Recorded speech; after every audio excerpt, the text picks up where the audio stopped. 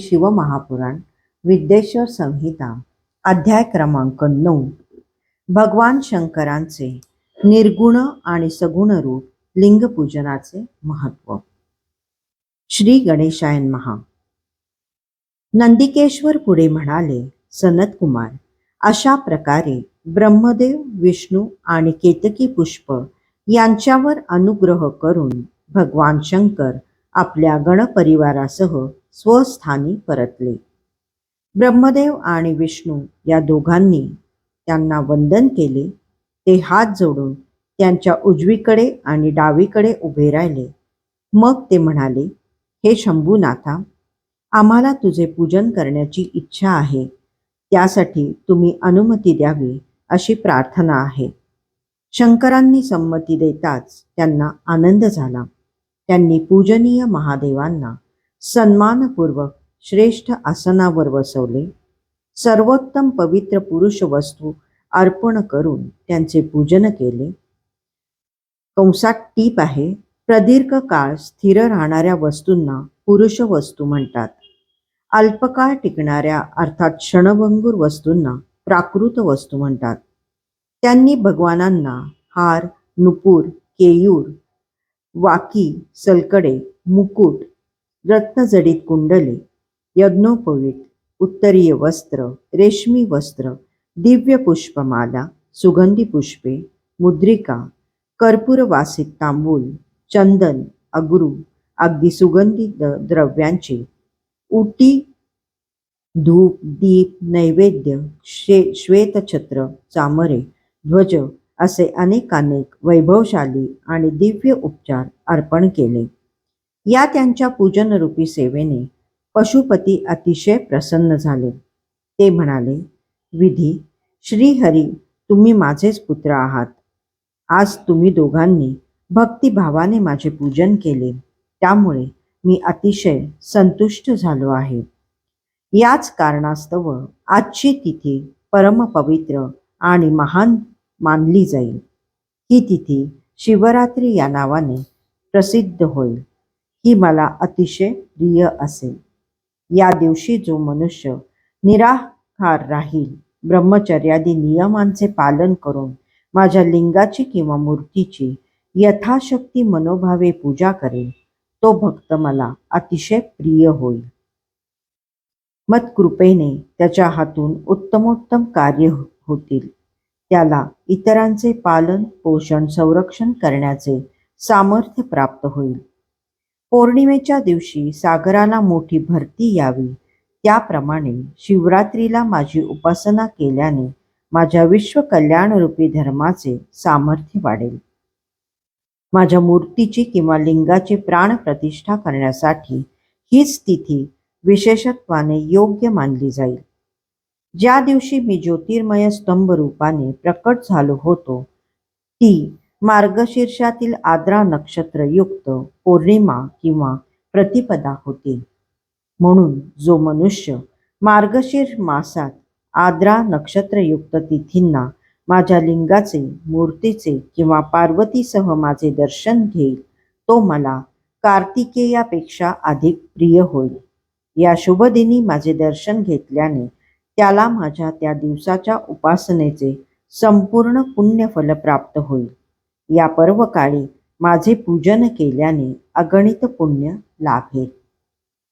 तुमच्या युद्धस्थानी मी अग्निमय स्तंभ रूपाने म्हणजेच दैदिप्यमान लिंग रूपाने अतिविराट स्वरूपात प्रकट झालो होतो. त्यामुळे हा भूलोक लिंगस्थान म्हणून प्रख्यात होईल. जगातील लोक याचे दर्शन वा पूजन करू शकणार नाहीत. म्हणून हा अनादी अनंत ज्योतिस्तंभ अर्थात हे माझे ज्योतिर्मय लिंग अगदी लहान स्वरूप धारण करेल. या लिंग स्वरूपाची आराधना केल्याने मनुष्याला भोग आणि मोक्ष या दोहोंची प्राप्ती होईल.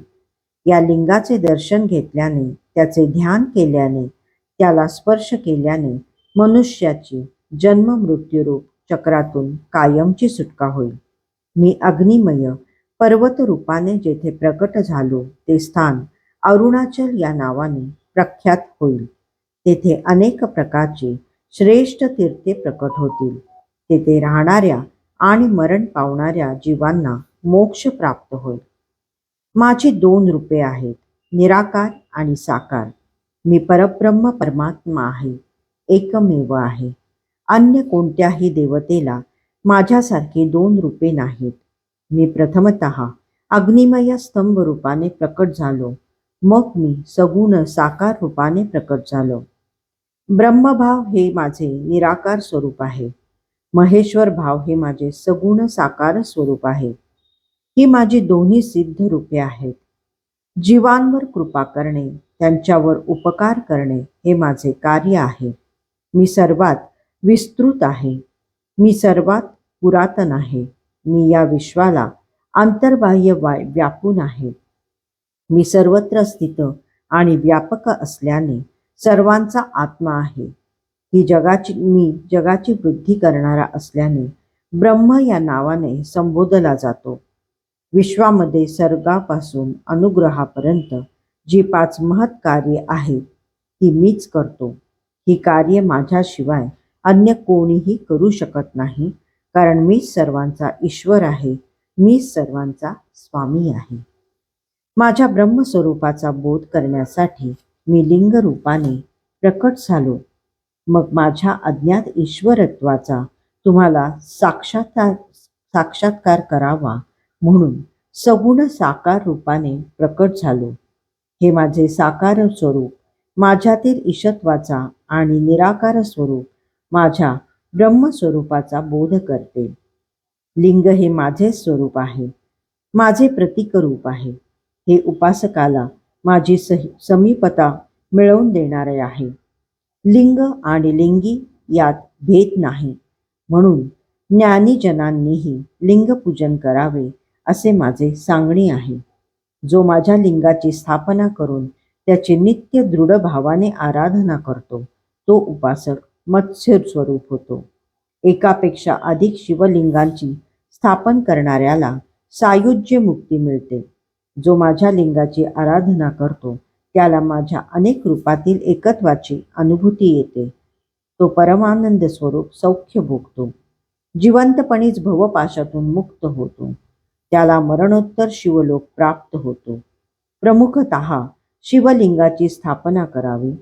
माझ्या मूर्तीची स्थापना करणे हे लिंग स्थापनेच्या तुलनेत गौण कर्म आहे. जे भक्त माझ्या निर्गुण निराकार सर्वव्यापी स्वरूपाला जाणू शकत नाहीत त्यांच्यासाठीच मूर्तीची योजना आहे. एखाद्या ठिकाणी अनेक मूर्ती आहेत, मंदिरे आहेत, पण तेथे शिवलिंग युक्त शिवालय नसेल तर त्या स्थानाला क्षेत्र म्हणून मान्यता मिळत नाही. अध्याय 9 संपूर्ण.